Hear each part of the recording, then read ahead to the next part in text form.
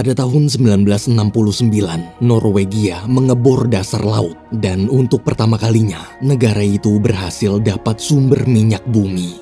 Namun karena berambisi ingin jadi negara penghasil minyak terbesar di dunia, pemerintah Norwegia pun memperbanyak jumlah tambang minyak di tengah laut. Setiap kali minyak mulai habis, pemerintah akan mengebor dan mencari sumber minyak di wilayah lain. Pengeboran itu terus terjadi hingga 50 tahun lamanya.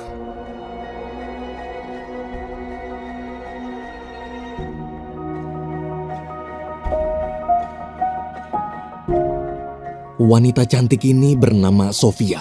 Dia adalah seorang teknisi di perusahaan pembuatan robot laut Norwegia. Pagi itu, Sofia sedang sarapan di rumah pacarnya yang bernama Stian. Stian ini duda anak satu. Dia bekerja di perusahaan tambang minyak. Siangnya di kantor, Sofia dan rekan kerjanya yang bernama Arthur menguji coba robot baru buatan mereka. Sepulang kerja, Sofia mengajak Arthur berpesta di rumah Stian. Waktu sampai, terlihat sudah banyak orang yang datang. Salah satunya adalah sahabat sekaligus rekan kerja Stian bernama Roni. Keesokan harinya, saat sedang bekerja, Sofia dapat telepon dari atasannya. Atasan memberitahu kalau ada kilang minyak yang tiba-tiba runtuh ke dasar laut. Dia meminta Sofia segera memeriksa runtuhan kilang minyak itu menggunakan robot barunya. Sofia dan Arthur lalu bergegas pergi. Sebelum naik helikopter, manajer lapangan bernama William menyuruh Sofia menandatangani surat pernyataan untuk tak membocorkan rahasia perusahaan ke pihak manapun. Sesampainya di lokasi, setelah semua siap, Sofia langsung mengoperasikan robotnya. Di sisi lain, William bersama timnya juga ikut memantau. Er vi klare? Ja. Release on. Setter du på opptak? Ja, vi går.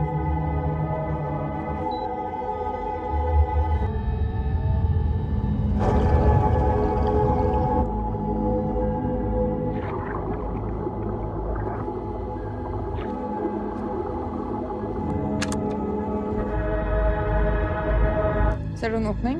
Ja.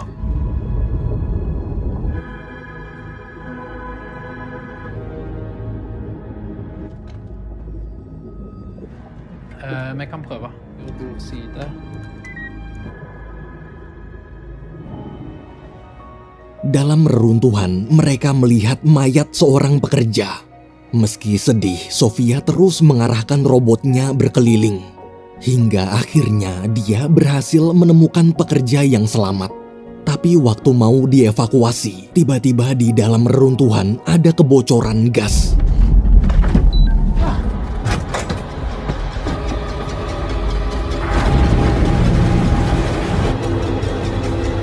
Vi vil ikke gasse, du må få vekk båten.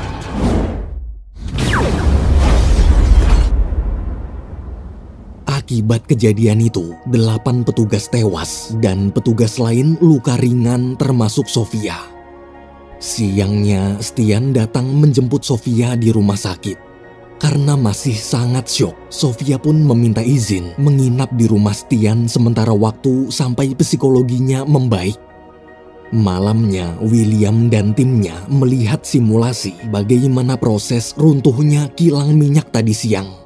Berdasarkan perhitungan, kilang minyak runtuh hanya dalam waktu sekitar 2 menit.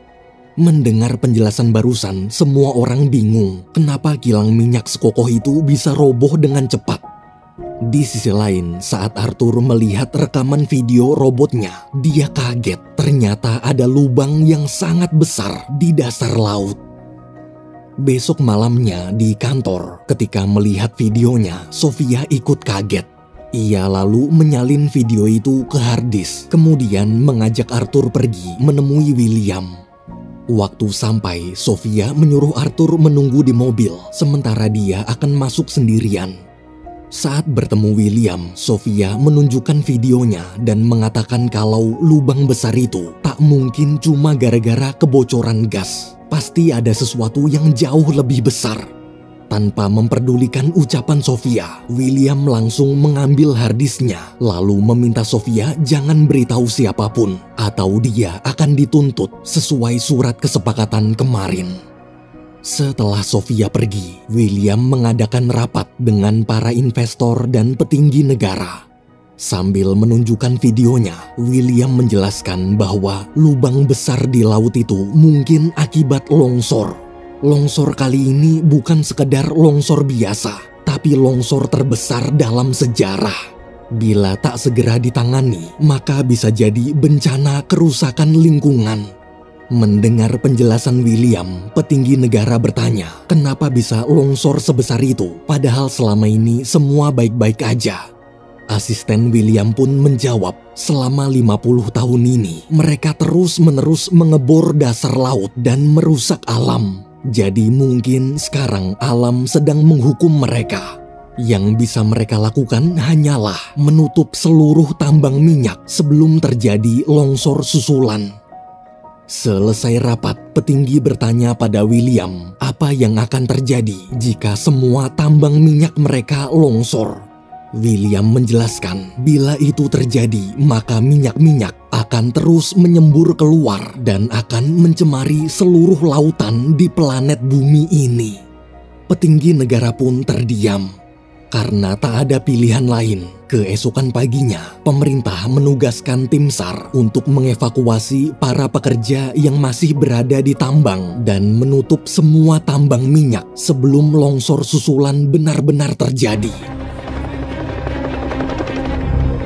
Steng alle brønner, sikkerheten står. Bra. Starter skjøtteren på startfjura nå. Hvilke det som gjenstår? Videre til Lågåtnes.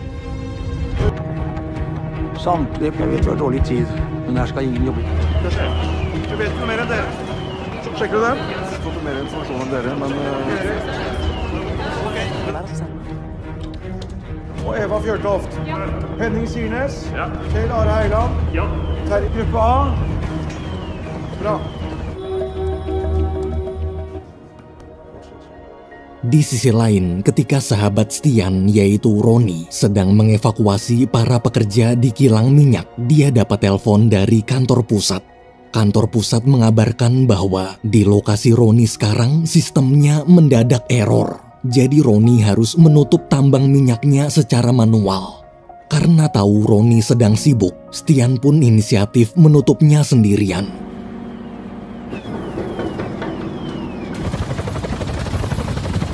Bussen har kommet.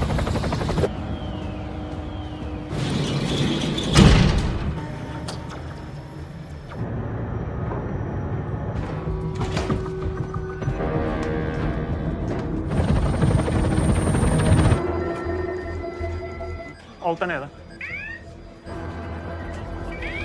Are, det nederst der?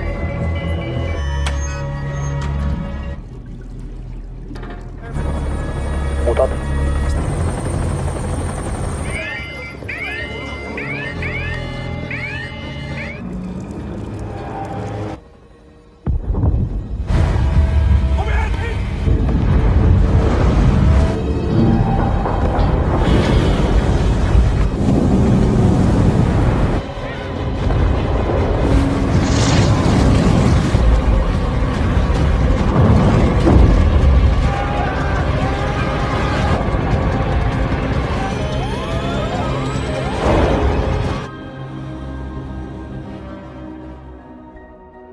Stian terkubur reruntuhan.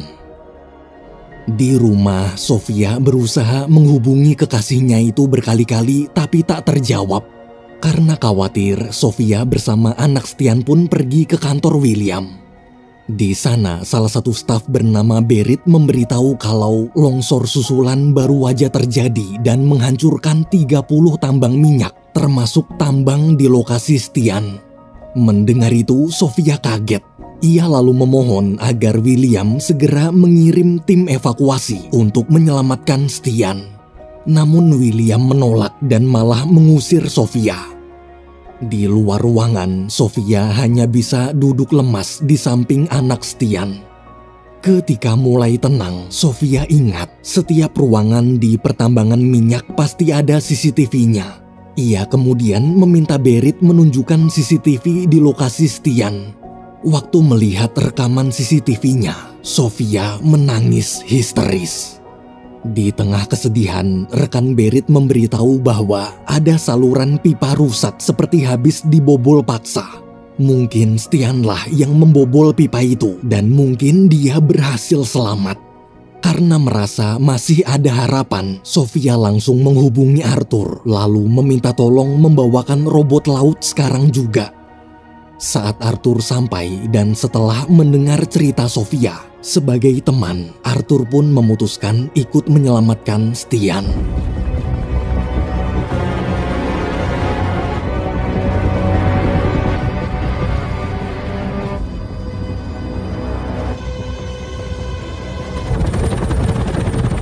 Til høyre ser dere Gullfaks Alfa.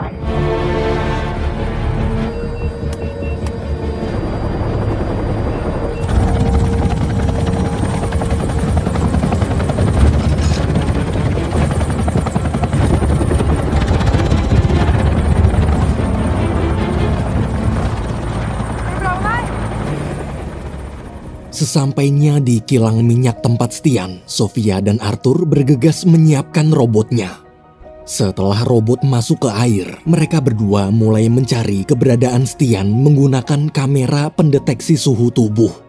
Di tengah pencarian, Sofia melihat ada cahaya seukuran badan manusia di salah satu pipa.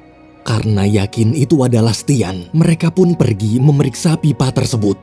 Di sisi lain, saat Roni kembali ke kantor, Berit menceritakan kalau Sofia baru aja pergi ke kilang minyak untuk mencari Stian. Mendengar cerita Berit, Roni merasa bersalah. Kenapa tadi dia meninggalkan sahabatnya?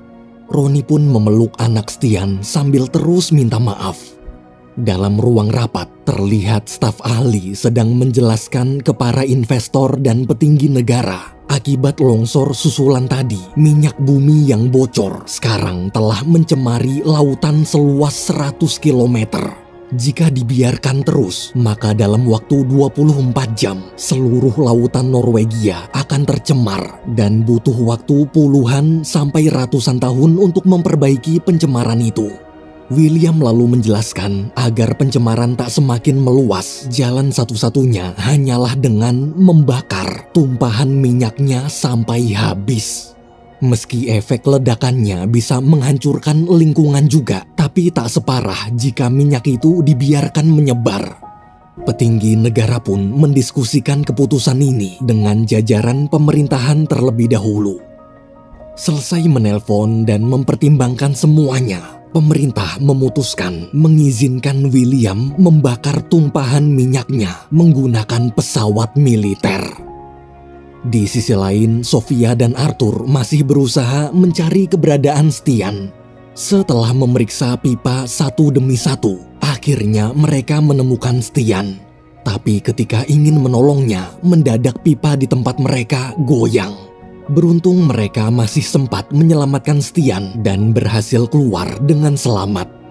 Di kantor, Berit memberitahu Roni kalau William akan membakar tumpahan minyak di laut.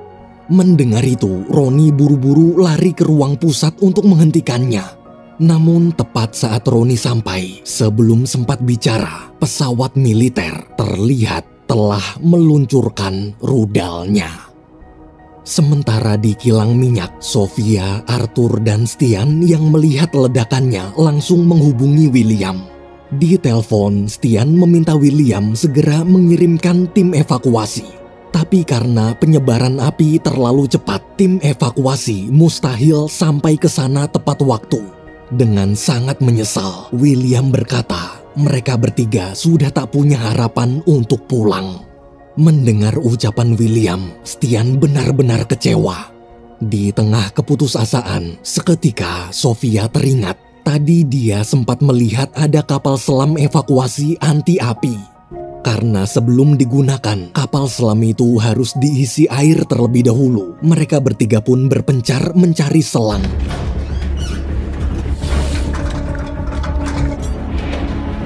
Nordberg, ta den inn i båten. Ja.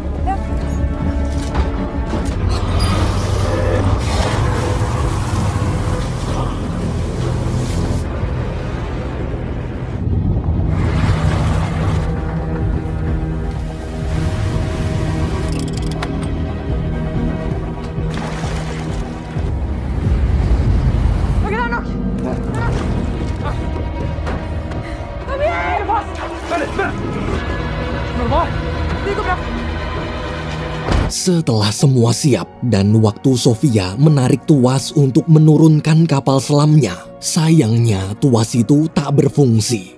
Saat diperiksa, ternyata Arthur lupa menarik tuas di luar. Stian di situ menjelaskan karena tuas dalam sudah terlanjur ditarik duluan, jadi rantai penahan di dalam sudah lepas. Jika Arthur keluar untuk menarik tuas luar, maka kapal selam akan langsung jatuh dan Arthur tak akan bisa masuk lagi. Mendengar penjelasan itu, karena tak punya banyak waktu, Arthur pun memutuskan mengorbankan diri.